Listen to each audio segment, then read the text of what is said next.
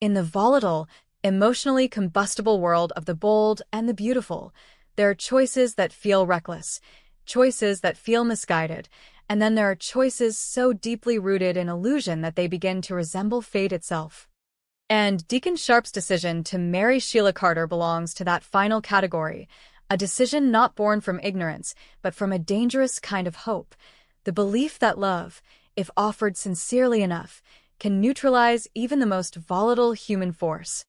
And what makes this belief so tragically compelling is that Deacon was never blind to who Sheila truly was. He knew about the violence, the manipulations, the calculated disappearances and resurrections, the grotesque symbolism of the severed toes that had become a dark legend in Los Angeles. He knew all of it and still chose to step into her orbit, convinced that proximity might transform her rather than destroy him, and in doing so he set into motion a chain of emotional contradictions that would eventually collapse under their own weight.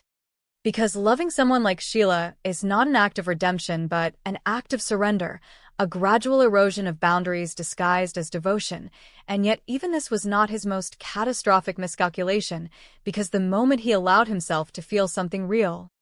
something grounding and terrifyingly sincere for Taylor Hayes, the entire structure of his life became unsustainable, caught between a past defined by chaos and a future that demanded accountability. And what makes his situation uniquely tragic is that his affection for Taylor is not built on deception or obsession but on recognition, on the quiet realization that she represents a version of himself he has never quite managed to become, stable, principled, capable of healing rather than harming. And it is precisely this contrast that draws him toward her even as it seals his fate, because in loving Taylor, he is not just betraying Sheila, he is confronting the version of himself that chose Sheila in the first place, and that confrontation is far more dangerous than any external threat. What follows is not a calculated affair but a series of increasingly desperate improvisations, a man attempting to navigate a situation that requires precision with nothing but instinct and denial, leaving behind small but undeniable traces of his deception, a forgotten pizza box from Il Giardino, sand clinging stubbornly to his shoes, inconsistencies in his stories that reveal more than they conceal, and each of these details becomes a breadcrumb leading Sheila closer to the truth, not because she needs evidence, but because she thrives on the hunt, on the slow, inevitable unraveling of a lie, and when she finally steps into Taylor's space disguised in the sterile authority of a nurse's uniform, the moment transcends confrontation and becomes something far more chilling.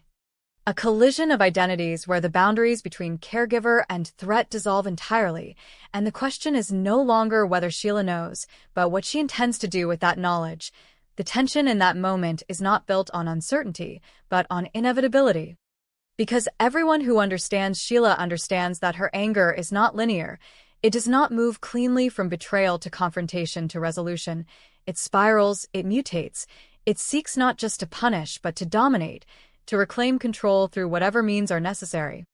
And yet within this looming violence there exists a possibility that no one is prepared to consider. The possibility that the target of Sheila's rage might not be Taylor at all but Deacon himself. Because betrayal, in its most intimate form, demands proximity. It demands that the person who caused the pain be the one who absorbs its consequences, and in that moment when Sheila's fury crystallizes into action, when the abstract becomes physical, Deacon's instincts shift in a way that redefines everything that came before, because instead of retreating, instead of attempting another clumsy escape, he steps forward, placing himself between Sheila and Taylor, not as a hero in the traditional sense, but as a man who has finally accepted the cost of his choices, and this act, simple in its structure but monumental in its implication, transforms him from a figure of comic misjudgment into something far more complex, a man willing to absorb the consequences of his betrayal in order to protect the one person who represents his chance at something better. The tragedy of this moment is amplified by the awareness that surrounds it. Because this is not an isolated incident, but a convergence of perspectives, Hope Logan Spencer and Deke Sharp waiting in anxious ignorance, believing that the evening unfolding elsewhere is one of fragile happiness rather than impending disaster. Steffi Forrester burdened by the knowledge that her attempts to keep Sheila at a distance have failed, that security measures and rational boundaries mean nothing to a woman who exists outside the limits of reason. And John Finnegan, trapped in the impossible position of trying to reconcile his understanding of his mother's capacity for destruction with his lingering, conflicted sense of familial obligation, and as these threads tighten, the narrative shifts from speculation to consequence. From what might happen to what must happen, because in a world defined by emotional escalation, moments like these do not dissipate, they culminate, they demand a breaking point. If Deacon becomes the one who absorbs the violence intended for Taylor, the repercussions extend far beyond the immediate physical act. They ripple outward into a collective burden of guilt, because everyone involved carries a piece of the responsibility. Taylor for allowing the relationship to continue despite the warnings, Hope for choosing silence over confrontation, Steffi for underestimating the lengths to which Sheila would go, and Sheila herself, who will inevitably reconstruct the narrative in a way that absolves her of blame, because self-awareness has never been part of her psychological framework. And in this redistribution of guilt lies one of the most unsettling truths of the story, that tragedy is rarely the result of a single action but of a series of decisions, each one rationalized in isolation until they converge into something irreversible. Yet even within this darkness, there exists a possibility that complicates the narrative further, the possibility that Deacon does not die immediately, that he lingers in the aftermath, long enough to articulate a final truth, and it is here that the story transcends its immediate drama and enters a more reflective, almost elegiac space, because if his final words affirm that he would make the same choices again, that his actions, however misguided, were driven by love rather than fear, then his character undergoes a transformation that redefines his entire arc, reframing his past not as a series of failures, but as a flawed, deeply human attempt to navigate love in a world that punishes vulnerability. And in that reframing lies a kind of redemption that is both powerful and deeply unsettling, because it suggests that even the most chaotic, self-destructive individuals are capable of moments of clarity that reveal a core of sincerity beneath the layers of contradiction. This potential shift in perspective challenges the audience to reconsider what it means to be heroic, because Deacon's actions are not calculated, not strategic, not even particularly rational, but they are authentic. They are driven by an emotional truth that cannot be dismissed simply because it emerges too late to prevent the consequences, and in this sense, his story becomes less about survival and more about legacy, about the narrative that remains after the chaos subsides, and whether that narrative is one of failure or sacrifice depends entirely on how the final moments are understood. Meanwhile, the broader implications of Sheila's actions continue to loom, because regardless of the immediate outcome, her presence ensures that the story does not end with resolution but with continuation, with the lingering question of how a person like her can ever be fully contained, and whether the cycle of obsession and retaliation can ever truly be broken. And it is this uncertainty that gives the narrative its enduring tension, because in a world where love and destruction are so deeply intertwined, there is no clear boundary between them, only the fragile, often illusory belief that one can exist without inevitably leading to the other. And as the story moves forward, that belief will be tested again and again, reshaped by each new revelation, each new act of defiance, until what remains is not a simple answer but a complex, evolving understanding of the human capacity for both connection and ruin. Over the next 2 weeks in The Bold and the Beautiful, the fragile illusions that have long held together love, loyalty, and identity begin to fracture under the unbearable weight of truth, desire, and consequence. And nowhere is this more evident than in the tangled emotional battlefield surrounding Deacon Sharp and Taylor Hayes, whose connection evolves from something tentative and almost accidental into a force that neither of them can deny nor safely contain. A force that threatens to consume not only their own lives but the delicate balance of everyone around them. What began as a quiet refuge from past heartbreak slowly transforms into a declaration of emotional defiance. As Taylor, long defined by her attempts to heal others while suppressing her own wounds, finally confronts a truth she can no longer outrun, that her feelings for Deacon are not a temporary escape from Ridge Forrester, but something far more dangerous and real. Something that demands to be acknowledged even if it shatters the carefully constructed image she has spent years protecting, and in that moment of admission, everything shifts, because love in this world is never simply about connection. It is about consequence. About the ripples that spread outward and destabilize lives far beyond the original spark. And as Taylor steps into this emotional clarity, she unknowingly steps into a storm that has already begun to form in the shadows, driven by the volatile and deeply unpredictable Sheila Sharp, whose reaction is not merely jealousy, but a profound psychological rupture, a collapse of control that manifests in rage, obsession, and a desperate need to reclaim dominance over a situation that has slipped beyond her grasp. Sheila has never been a woman who accepts loss quietly. And the idea that Deacon, a man she once believed she could anchor to her own chaotic orbit, has chosen another woman, especially one like Taylor, whose moral standing and emotional restraint represent everything Sheila is not, becomes an unbearable insult. A personal betrayal that ignites something far darker than heartbreak, something that turns her confrontation in Taylor's office into a volatile explosion of suppressed fury, where words are no longer enough and the threat of violence lingers just beneath the surface,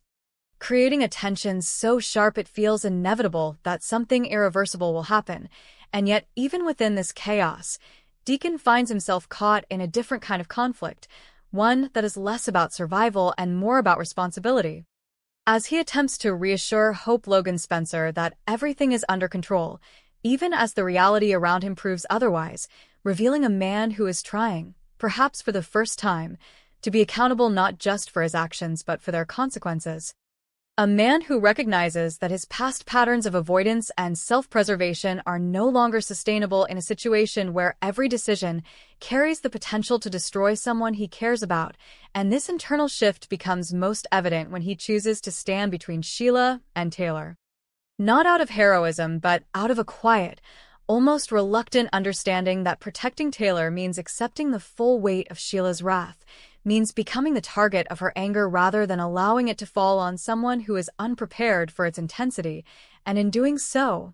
Deacon steps into a role he has rarely occupied, that of a man willing to endure pain rather than deflect it, a choice that complicates his identity and forces him to confront who he truly is beneath the layers of past mistakes and defensive instincts. Meanwhile,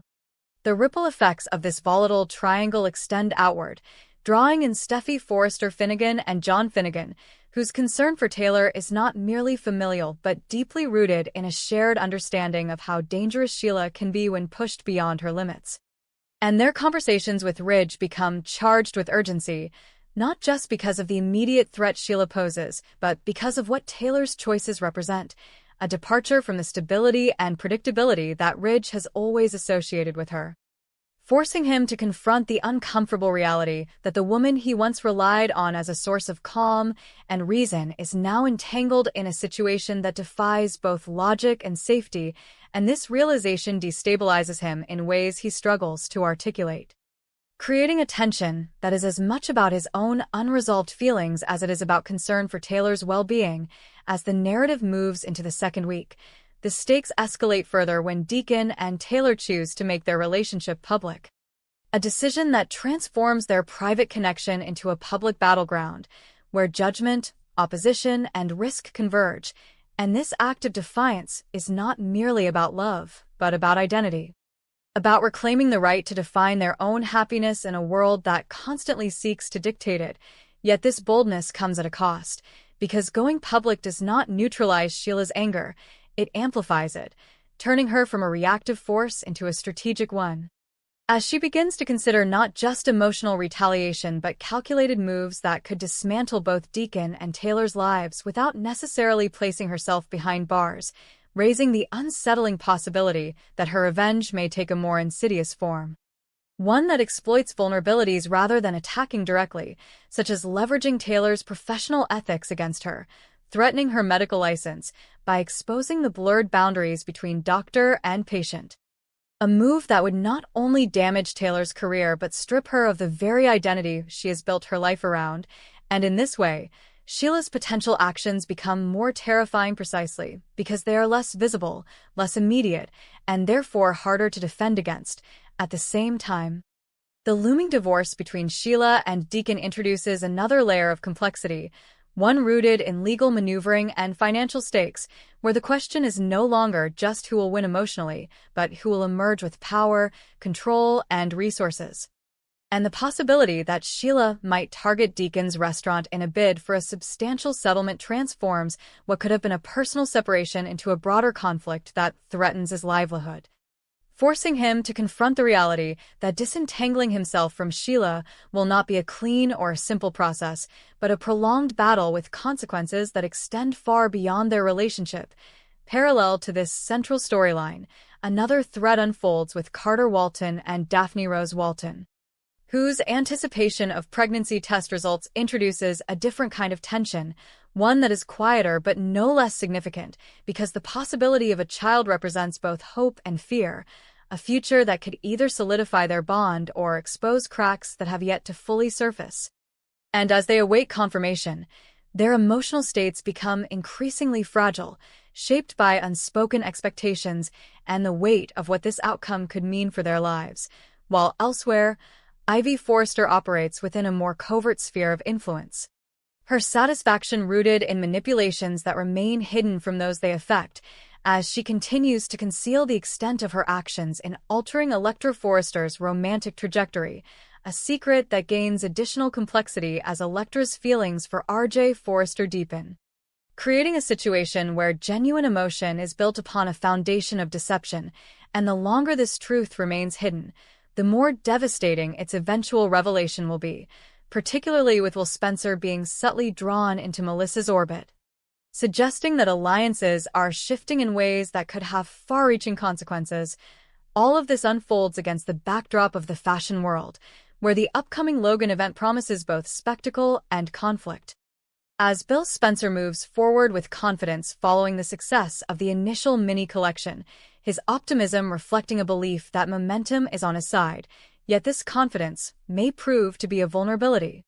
particularly as Ridge Forrester and Brooke Logan Forrester appear poised to intervene in ways that could disrupt not only his professional ambitions, but his personal life as well, specifically his relationship with Katie Logan Spencer.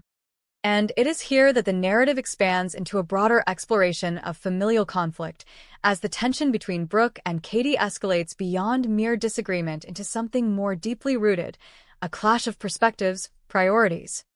and unresolved history that threatens to redefine their relationship entirely, suggesting that the most painful battles are often not those fought between enemies, but those waged within families, where love and resentment coexist in a fragile and often explosive balance. And as these storylines converge, what emerges is a portrait of a world where every choice carries weight, where love is inseparable from risk, and where the pursuit of happiness is not a path toward peace, but a journey through conflict, consequence,